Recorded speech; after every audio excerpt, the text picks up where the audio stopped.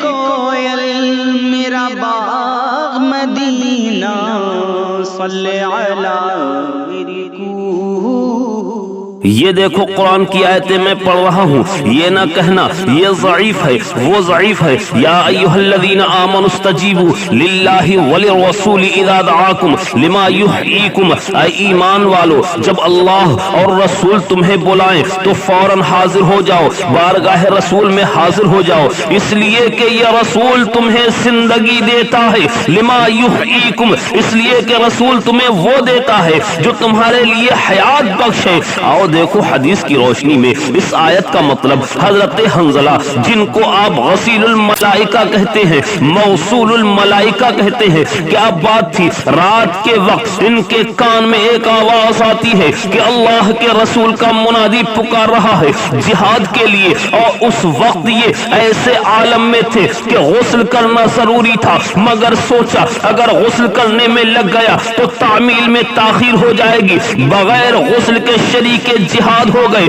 اور جب شریک جہاد ہو گئے اور وہاں پہنچے تو شہید بھی ہو گئے۔ جب نعشیں تلاش کی گئی حضرت حنظلہ کی نعش ملی تو دیکھا پانی کے قطرے گر رہے ہیں۔ سرکار نے بتایا سنو جی ان کو غسل کی ضرورت تھی، مگر جب میری آواز ان کے کانوں تک پہنچی، میرے منادی کی آواز جب ان کے کانوں تک پہنچی تو یہ غسل کیے بغیر دوڑ پڑے تو ان کو ملائکہ نے غسل دیا ہے۔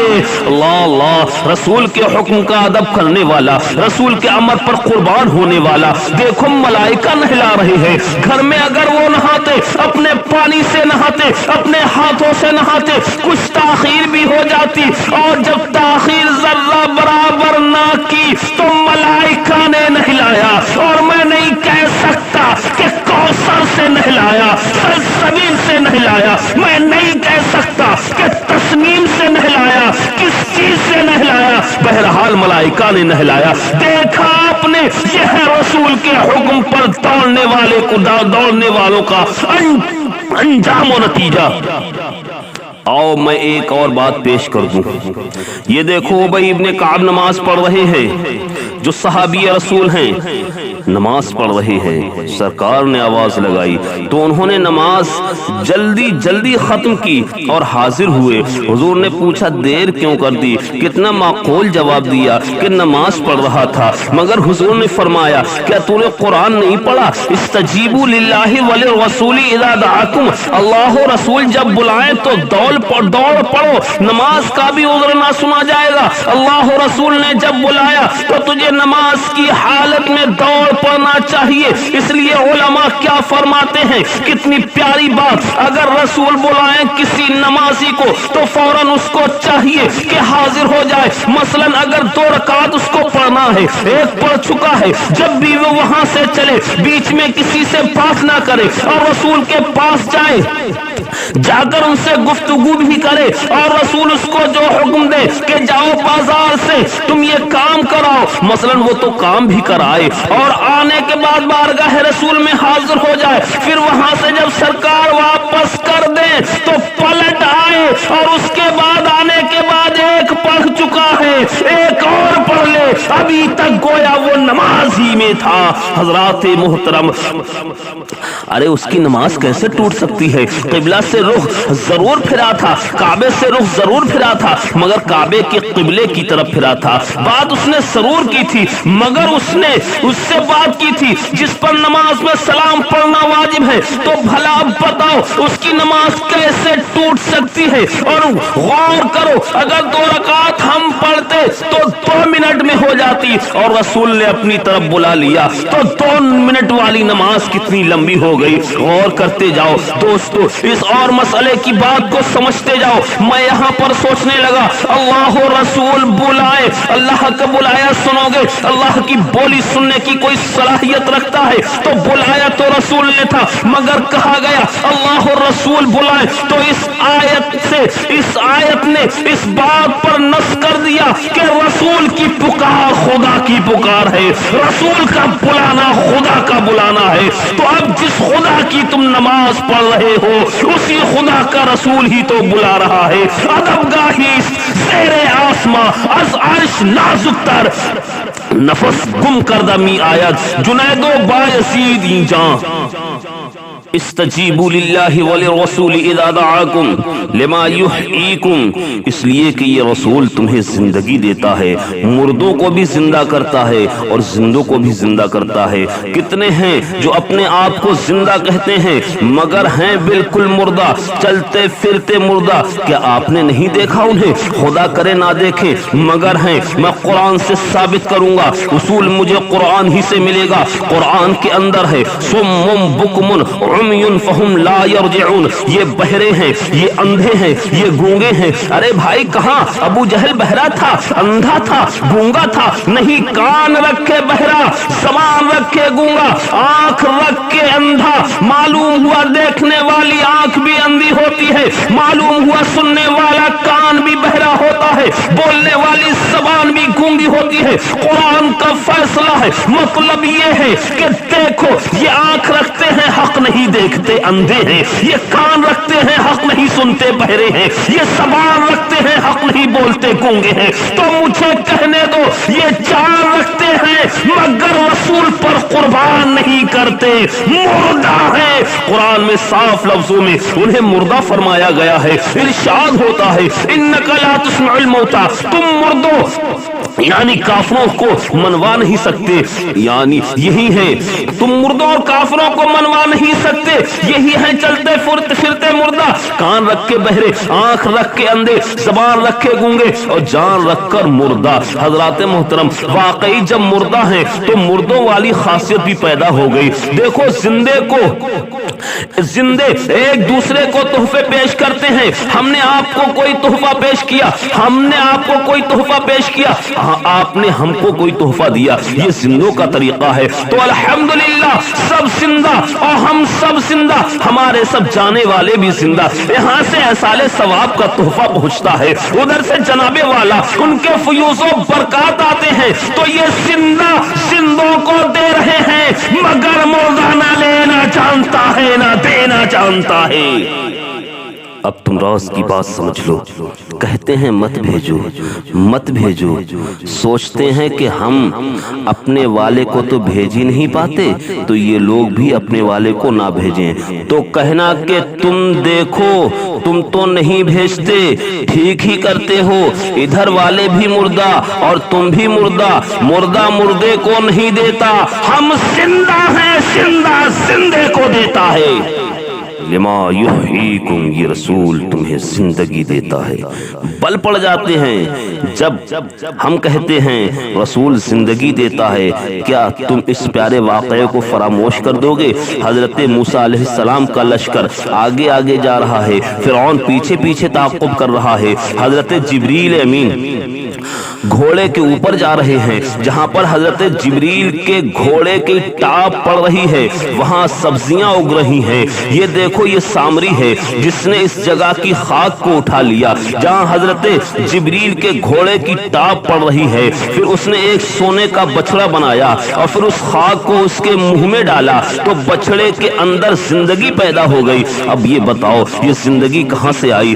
سبب بتاؤ۔ یہ اسباب کی دنیا ہے، یہ وسائل کی دنیا ہے، دینے والا خدا ہے، مگر ذریعہ تلاش کرو تو سنو، حضرت جبریل کا جہاں قدم پڑا اس خاک میں زندگی آ گئی، اور وہ خاک کی زندگی ایسی زندگی تھی کہ جس نے بچڑے کو زندگی دے دیا۔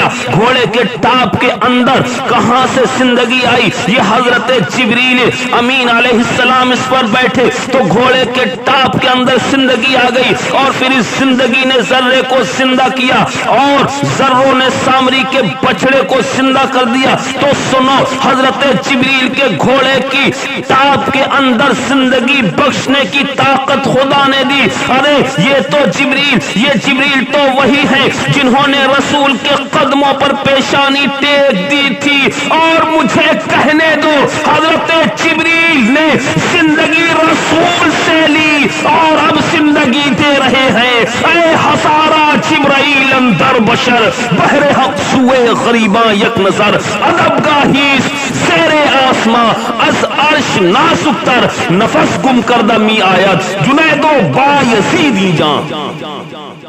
آپ لوگوں نے دیکھا ادب والوں کا حال، کیسے کیسے ادب والے تھے، کیسا کیسا ادب کا قانون تھا۔ اب میں سوچتا ہوں کہ بے ادبوں کا بھی ذکر ہو جائے، مگر اس دور والے بے ادب ابھی مطمئن رہے، ابھی میں ان کا ذکر نہ کروں گا، بلکہ میں اس دور کے بے ادبوں کا ذکر کروں گا، اس لیے کہ جب آپ اس دور کے بے ادبوں کو سمجھ لیں گے تو ان کا سمجھنا بھی آسان ہی رہے گا۔ الغرض اس دور کے ادب والوں کا میں نے ذکر کیا، تو اب اس دور کے بے ادبوں کا ذکر کر دوں۔ دیکھو یہ بے ادبوں کی بڑی لمبی فہرست ہے، جیسے ادب والوں کی بڑی لمبی فہرست ہے، سب کا نام لے کر بتاؤ تو اتنا وقت بھی نہیں ہے، تھوڑے سے وقت میں مجھے کچھ عرض کرنا ہے۔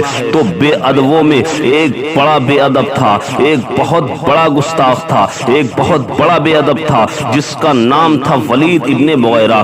آقا صلی اللہ تعالی علیہ وسلم کی بارگاہ میں آیا اور آنے کے بعد اس نے کہا یا ایھا الذی نزل علیہ الذکر انک لمجنون، اے وہ جس کو دعویٰ ہے کہ ہم پر ذکر نازل ہوا، تو مجنون ہے۔ حضرات محترم ولید ابن مغیرہ پیارے آقا صلی اللہ تعالی علیہ وسلم کے پاس آنے کے بعد کہتا ہے کہ تم مجنون ہو، تم یہ دعویٰ کرتے ہو کہ تم پر ذکر نازل ہوتا ہے، تم پاگل ہو۔ اللہ اکبر! ولید ابن مغیرہ کی اس گستاخی کا حضور جواب دے سکتے تھے، مگر اشارہ ربانی ہوا کہ اے محبوب تم جواب نہ دو، ایسے سرفروں کے جواب دینے کی ضرورت نہیں، اے محبوب تمہیں جواب دینے کی ضرورت نہیں، جواب میں دیتا ہوں۔ تو پہلے کیا جواب دیا؟ وما انت بنعمت ربک بمجنون، اے محبوب تو اپنے رب کے فضل و کرم سے مجنون نہیں ہے۔ اللہ فرماتا ہے، اللہ جو ہے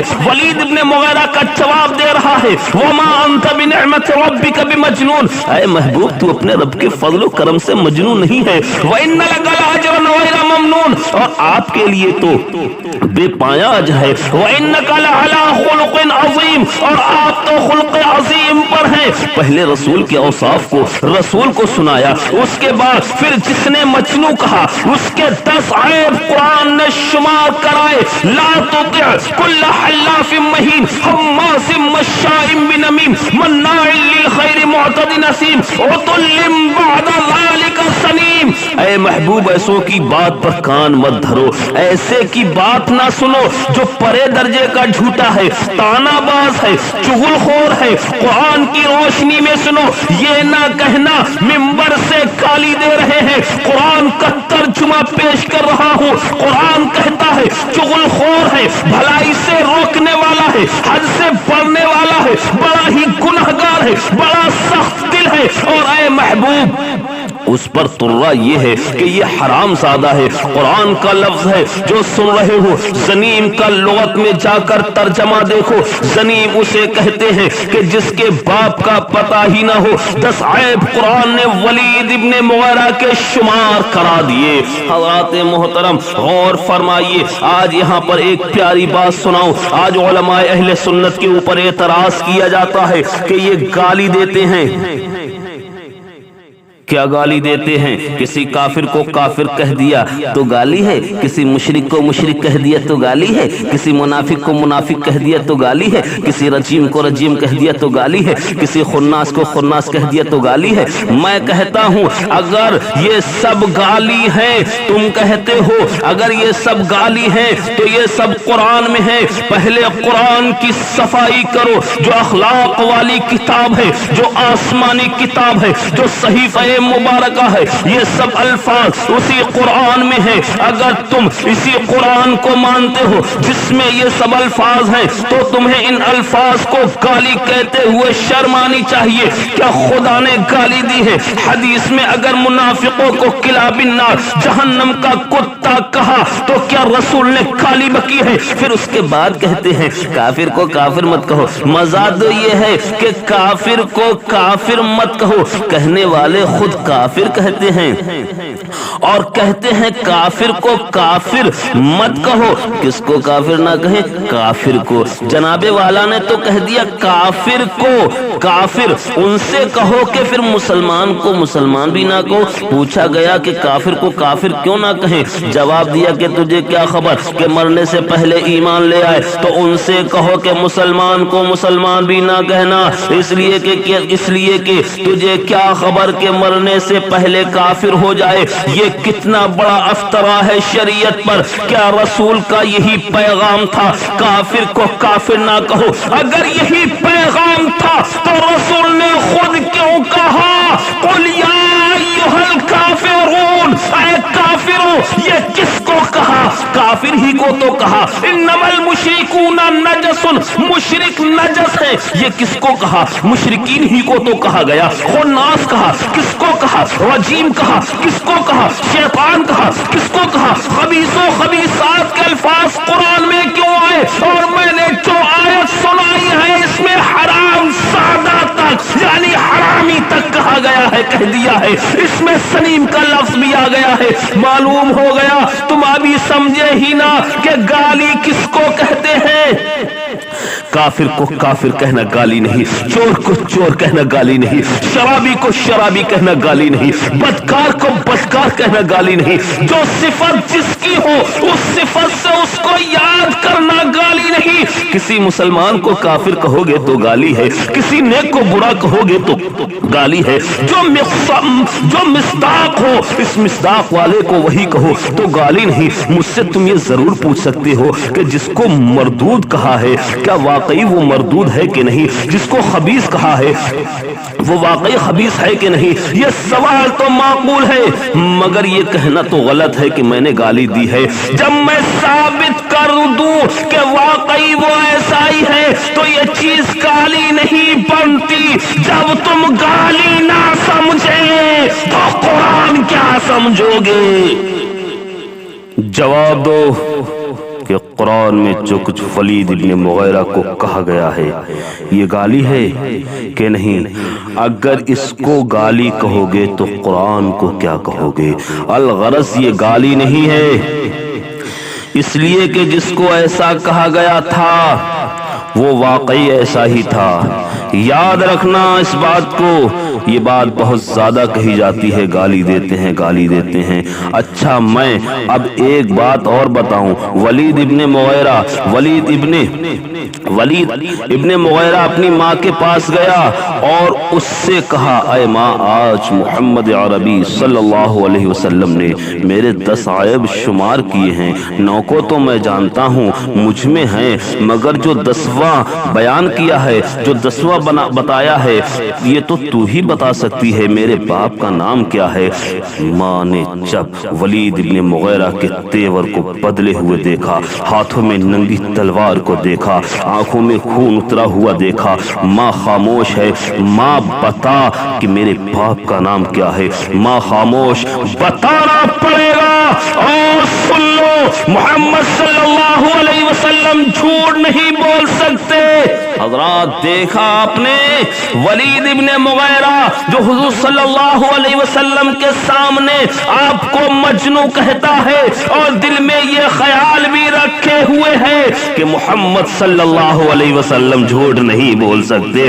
زبان سے مجنون کہہ رہا ہے مگر سمجھ رہا ہے کہ زبان میری جھوٹ بول رہی ہے، محمد صلی اللہ علیہ وسلم جھوٹ نہیں بول سکتے. اے ماں اگر تو صحیح نہ بولے گی تو میں تلوار سے تیری گردن اڑا دوں گا. تو ماں نے اعتراف کیا کہ تیرا باپ بہت ہی کمزور تھا اور دولت مند بہت تھا، اس لیے میں نے یہ سوچا کہ کہیں یہ دولت اس کے مرنے کے بعد ادھر ادھر منتشر نہ ہو جائے. الغرض تو ایک چرواہے کی گناہ کا نتیجہ ہے. دیکھا رسول کو گالی دینے والا اپنے آئینے میں جو اپنے کو کہتا ہے کیسا بات ہے. میں سمجھتا ہوں کہ ہر گستاخ رسول کو تحقیق کرنا چاہیے. چاہیے کہ اس کی نسل کا کیا حال ہے۔ بہرحال ماں نے جرم کا اعتراف کر لیا۔ میں ایک بہت ہی عجیب بات آپ کو بتا دیتا ہوں، کافر نے کہا محمد صلی اللہ علیہ وسلم جھوٹ نہیں بول سکتے۔ کافر کہہ رہا ہے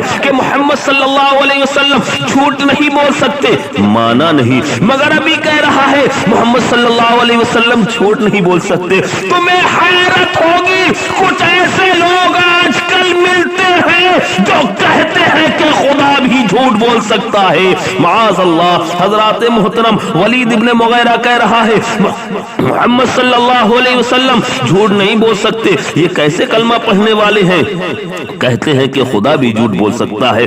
اس سے ایک مسئلہ سمجھ میں آیا جس کو میں عرض کر دینا چاہتا ہوں۔ دیکھو شرک کس کو کہتے ہیں؟ بتائیے حضرات، شرک کس کو کہتے ہیں؟ شرک کہتے ہیں کہ خدا کی جیسی شان ہے ویسی شان کسی غیر خدا کی تم بیان کرو یا مان لو، وہ شرک ہے۔ خدا کی ذات کی طرح کسی دوسرے کی ذات کو مان لو، یہ شرک ہے۔ خدا کی صفات جیسی کسی کی صفات تم مان لو، الغرض یہ شرک ہے کہ جیسے خدا کی شان ہے ویسے کسی کی شان مان لو، شرک ہے۔ اچھا تو اب جن کے نزدیک خدا کا جھوٹ بولنا ممکن ہے، اگر ان کا بھی جھوٹ بولنا ممکن ہے تب تو شرک ہو گیا۔ خدا کا جھوٹ بولنا ممکن اور بندے کا جھوٹ بولنا بھی ممکن تو شرک ہو گیا۔ تو اب شرک سے بچنے کی ایک صورت ہے کہ خدا کے جھوٹ بولنے کو یہ ممکن کہیں اور اپنے جھوٹ بولنے کو واجب کہیں، اس لیے کہ اگر اپنے جھوٹ بولنے کو ممکن کہیں گے تو خدا اور بندے کی شان ایک ہو جائے گی۔ ارے عقل ہوتی تو خدا سے نہ لڑائی لیتے، عقل ہوتی تو خدا سے نہ لڑائی لیتے، ارے یہ گھٹائیں اسے منظور بڑھانا تیرا۔ یہاں پر ایک نقطے کی طرف آپ کے ذہن کو لے جانا چاہتا ہوں۔ دیکھو رسول کو اس نے پاگل کہہ دیا، مجنون کہہ دیا، تو کیا اس کا جواب یہ تھا کہ ولید ابن مغیرہ کے عیب کو شمار کرایا جائے؟ یہ بھی کوئی جواب ہے؟ ٹھیک ہے، حافظ شاکر صاحب کو کوئی مجنون کہہ دے، میں ان کا چاہنے والا، تو کیا میں اب اس کے عیب کو شمار کروں؟ یہ کوئی جواب ہوا؟ ارے عیب تو ظاہر ہو گیا، یہ کوئی جواب ہوا؟ اس کے عیب تو ظاہر ہو گئے مگر یہ کوئی جواب ہوا؟ وہ تو ٹھیک ہے مگر جواب کیا ہوا؟ کیا رسول اسی لیے آئے تھے؟ کیا نبوت کا فریضہ ادا ہو گیا؟ کیا دعوت حق ادا ہو گئی؟ بہت باریک نقطے کی طرف ذہن کو لے جا رہا ہوں۔ عیب گنانے کی کیا ضرورت تھی؟ نہیں دوستو، یہ عیب اس طرح سے نہیں گنایا گیا، بلکہ ولید ابن مغیرہ کے جن عیوب کو گنایا گیا ان میں بعض عیوب وہ ہیں جن کو ولید تنہا جانتا ہے اور بعض عیوب وہ ہیں جن کو ولید کی ماں تنہا جانتی ہے۔ ایسے عیب شمار کرائے تو اب یہ صرف عیوب کا شمار کرانا ہی نہیں ہوا، جواب بھی ہو گیا۔ ارے سن، جس نبی کو تو مجنون کہتا ہے، جس نبی کو تو پاگل کہتا ہے، ارے وہ تیرے اس عیب کو بھی جانتا ہے جس کو تیری ماں کے سوا کوئی نہیں جانتا۔ تو بتاؤ، جو نبی اتنا جاننے والا ہوگا وہ نبی ہوگا کہ مجنون ہوگا؟ وہ رسول ہوگا کہ پاگل ہوگا؟ تو دیکھو عیب بھی شمار ہو گئے، نبوت کا پرچار بھی ہو گیا، نبوت کا پیغام بھی پہنچ گیا، نبی کی شان بھی ظاہر ہو گئی۔ ادب گاہی زیر آسماں از عرش نازک تر، نفس گم کردہ می آیت جنید و بایزید جاں۔ اور تیزی سے میں آپ کو لے چلوں، یہ ابو لہب کون تھا؟ یہ بھی تو بے ادبوں کا سردار تھا۔ جب بلایا تھا میرے رسول نے اور پیغام حق سنایا تھا تو اس نے کیا کہا؟ ہلاکت ہو سارے دن تمہارے اوپر۔ کیا اس لیے ہمیں اکٹھا کیا تھا؟ ابو لہب نے یہی کہا تھا۔ ابو لہب تو ایک بار کہہ گیا اور سورت تبت یدا نازل ہو گئی کہ وہ تو کہہ رہا ہے کہ ہلاکت ہو، مگر اے محبوب صلی اللہ علیہ وسلم وہ تو ہلاک ہو گیا۔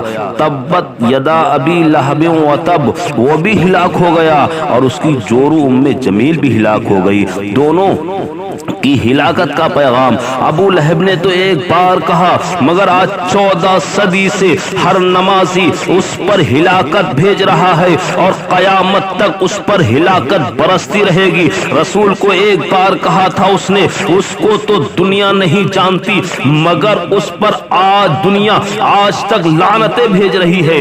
دیکھا آپ نے یہ ابو لہب کا عبرتناک انجام۔ حضرات محترم، اور آؤ تیزی سے آگے بڑھو۔ ایک کاتب وحی تھے، یعنی وحی کی کتابت ابتدا میں کرتے تھے۔ ان کے بعد کیا ہوا؟ اس کے بعد کیا ہوا کہ وہ مرتد ہو گئے۔ جب مرتد ہو گئے تو مرنے کے بعد جب ان کو دفن کیا گیا تو زمین نے اٹھا کر پھینک دیا۔ تو لوگوں نے سمجھا کہ شاید اصحاب رسول نے اٹھا کر کے انہیں پھینکا ہو، پھر دفن کیا، 3-4 مرتبہ پھینک دیا، جس سے ظاہر ہو گیا کہ رسول کو جس کو اپنے در سے نکال دیا اسے زمین بھی قبول کرنے کے لیے تیار ہے۔ حضرات محترم، دوستو اور میرے دوستو، عزیزو قاربو، سنو، ان تمام واقعات کو اپنی نگاہوں کے سامنے رکھو، ادب والوں کے حال کو رکھو، بے ادبوں کے احوال کو رکھو۔ یہ ادب والے ہیں، یہ تقوی والے ہیں، یہ اجر عظیم والے ہیں، یہ مغفرت والے ہیں، یہ صلاح و فلاح والے ہیں، یہ کامیابی والے ہیں، اور یہ بے ادب ہیں، یہ رسوائی والے ہیں، یہ ذلت والے ہیں، یہ جہنم میں جانے والے ہیں۔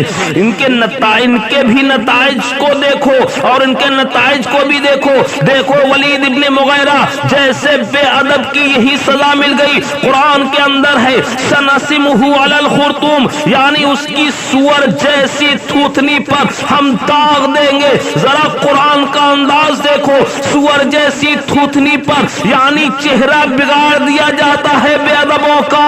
دیکھ لو کسی بے ادب کو پہچان لو گے۔ ایک بات میں تمہیں بتاؤں، کفر بری چیز ہے۔ جب کفر کے حد تک رہے، دشمنی کی حد تک رہے، امید ہے کہ ایمان کی توفیق مل جائے، مگر جب کوئی گستاخی کر دیتا ہے تو اس سے توبہ کی توفیق چھین لی جاتی ہے۔ گستاخ اپنے وقت کا کتنا بڑا علامہ کیوں نہ ہو، گستاخی کر کے پھر توبہ نہ کر سکے گا۔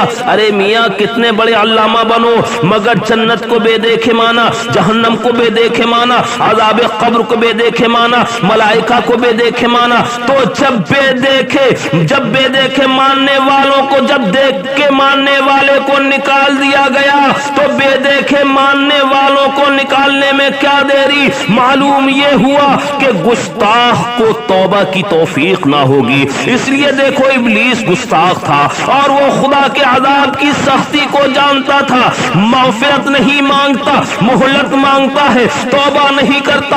اسے توبہ کی توفیق، اسے توبہ کرنی چاہیے تھی مگر نہیں کیا۔ معلوم یہ ہوا کہ گستاخ جو ہوا کرتا ہے اس سے توبہ کی توفیق چھین لی جاتی ہے۔ اور میں بتاؤں قرآن کی آیت ہے، انظر کیف ضربوا لک الامثال فضلوا فلا یستطیعون سبیلا۔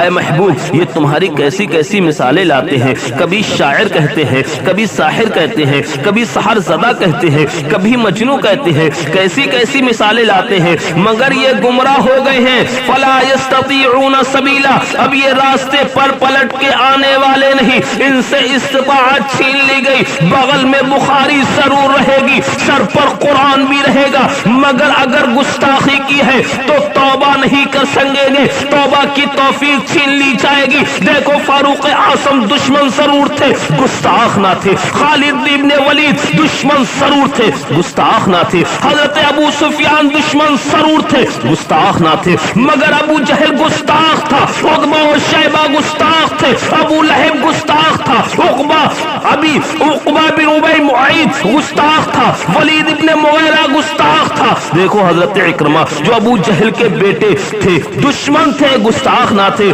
باپ گستاخ تھا، بیٹا گستاخ نہ تھا، بیٹا مومن بن گیا، باپ کافر رہ گیا۔ ان تمام واقعات کو سامنے رکھنے کے بعد کہ آپ یہ نہ کہیں گے کہ بادبا نصیب، بے ادب بے نصیب؟ آخر میں چلتے چلتے میں کہوں گا دوستو، اگر تم اسلام کی شوکت کو سمجھنا چاہتے ہو، اگر تم اسلام کی بلندیوں کو سمجھانا چاہتے ہو، اگر تم اسلام کی رفعت کو سمجھانا چاہتے ہو، تو تمہیں بانی اسلام کی شوکت کو سمجھنا پڑے گا۔ مکان کی عظمت مکین کی عظمت سے ہوتی ہے۔ اگر مکین بڑا ہوتا ہے تو مکان بھی بڑا ہوتا ہے۔ کعبہ بڑا کیوں ہے؟ اس لیے کہ آپ بیت اللہ کہتے ہیں۔ گنبد خضرا کیوں عظیم ہے؟ اس لیے کہ وہ رسول کا مکان ہے۔ تو جو مکان کی عظمت ہوتی ہے وہ مکین کی عظمت سے ہوا کرتی ہے۔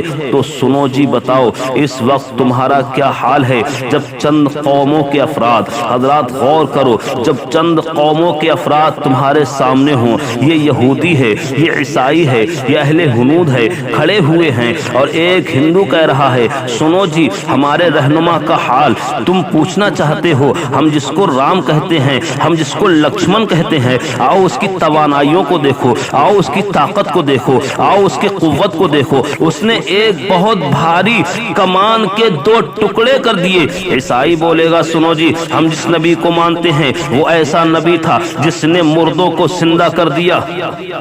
حضرت موسیٰ علیہ السلام کی ماننے والا کہنے لگے گا، یہودی کہے گا کہ دیکھو ہم جس نبی کو مانتے ہیں، ہمارے موسیٰ علیہ السلام کا حال یہ ہے کہ انہوں نے پتھروں سے پانی کا چشمہ جاری کر دیا۔ دیکھو کوہ طور پر کلام کیا، سب اپنے اپنے مرکز عقیدت کی تعریف کر رہے ہیں۔ بولو اے مسلمانوں، ان کے مقابلے میں اگر تمہیں بولنا پڑا تو کیا تم یہ بولو گے؟ کیا یہی بولو گے کہ ہمارا نبی تو ہماری طرح ہے، ہمارا نبی تو مر کے مٹی میں مل گیا ہے، ہمارا نبی تو پیٹھ پیچھے کی خبر بھی نہیں رکھتا؟ اللہ اکبر! جب تم ایسا کہو گے تو وہ کیا کہیں گے؟ تو ہمارے اچھے ہیں تمہارے سے۔ سنو، ایسے موقع پہ مجھے بولنا پڑا تو میں کہوں گا اے دھنس کو توڑنے والے، تو نے اسی دنیا کی دھنس کو توڑا اور پوری طاقت سے توڑا۔ اور سن میرے رسول کے پاور کو، دیکھ میرے رسول کی طاقت کو، اندازہ لگا میرے رسول کے پاور کا۔ میرے رسول نے چمکتے ہوئے چاند کو توڑا اور پوری طاقت سے نہیں، ایک اشارے سے توڑا۔ میں کہوں گا اے عیسیٰ علیہ السلام کے ماننے والے، اے عیسیٰ علیہ السلام کا کلمہ پڑھنے والے، ہمیں تیرے نبی کا پاور تسلیم ہے، ہمیں تیرے نبی کا معجزہ قبول ہے۔ ہم مانتے ہیں کہ تیرا نبی پاور والا تھا، تیرے نبی کو اللہ نے طاقت دی تھی، ہم مانتے ہیں بڑا معجزہ ہے، مگر انہوں نے مردوں کو زندہ کیا ہے۔ مردہ اسی کو کہتے ہیں جس میں روح کی صلاحیت ہو، اور روح نہ ہو اس کو مردہ کہیں گے جس میں روح کی صلاحیت ہی نہ ہو۔ تو حضرت عیسیٰ علیہ السلام نے مردے کو زندہ کیا، یعنی نکلی ہوئی روح کو پلٹایا، اور میرے رسول نے تو بے روح کنکریوں میں روح ڈال دی ہے۔ اور حضرت موسیٰ علیہ السلام کے ماننے والے سے میں کہوں گا کہ اے موسیٰ علیہ السلام کے ماننے والے، ہمیں تیرے نبی کا معجزہ تسلیم ہے، تیرا نبی پاور والا تھا، تیرا نبی طاقتور تھا، ہم مانتے ہیں۔ حضرت موسیٰ علیہ السلام نے پتھر سے پانی نکالا تو سن لے میرے رسول نے انگلیوں کی گھائیوں سے پانی نکالا ہے۔ حضرت کلیم کو، موسیٰ علیہ السلام کو شرف تکلم ملا کوہ طور پر، تو میرے رسول کو شرف تکلم ملا عرش عظیم پر۔ ذرا غور کرو، سنو اچھی طرح سنو، اے حضرت موسیٰ علیہ السلام کا معجزہ یاد کرنے والوں، یاد رکھنا حضرت موسیٰ علیہ السلام کے لیے قانون تھا، اے موسیٰ کچھ کہنا ہے تو طور پر آؤ، اے موسیٰ کچھ لینا ہے تو طور پر آؤ، اے موسیٰ کچھ سننا ہے تو طور پر آؤ، اے موسیٰ کچھ معروض پیش کرنا ہے تو طور پر آؤ۔ مگر یہاں معاملہ حبیب کا معاملہ تھا، اے حبیب تمہیں کچھ کہنا ہے تو طور پر جانے کی ضرورت نہیں ہے، اے نبی، اے میرے محبوب صفا و مروہ پر بھی آنے کی ضرورت نہیں ہے، جبل رحمت پر بھی جانے کی ضرورت نہیں ہے، کعبہ میں بھی آنے کی ضرورت نہیں ہے، مسجد حرام میں بھی آنے کی ضرورت نہیں ہے، بیت المقدس میں بھی جانے کی ضرورت نہیں ہے۔ اے محبوب تمہیں کچھ کہنا ہو تو زبان ہلانے کی بھی ضرورت نہیں ہے، ارے نظریں اٹھاؤ تو قبلہ بدل دیا جائے گا۔ فرش والے تیری شوکت کا علو کیا جانے، فرش والے تیری شوکت کا علو کیا جانے۔ خسروا عرش پہ اڑتا ہے، فریرا تیرا خسروا عرش پہ اڑتا ہے، فریرا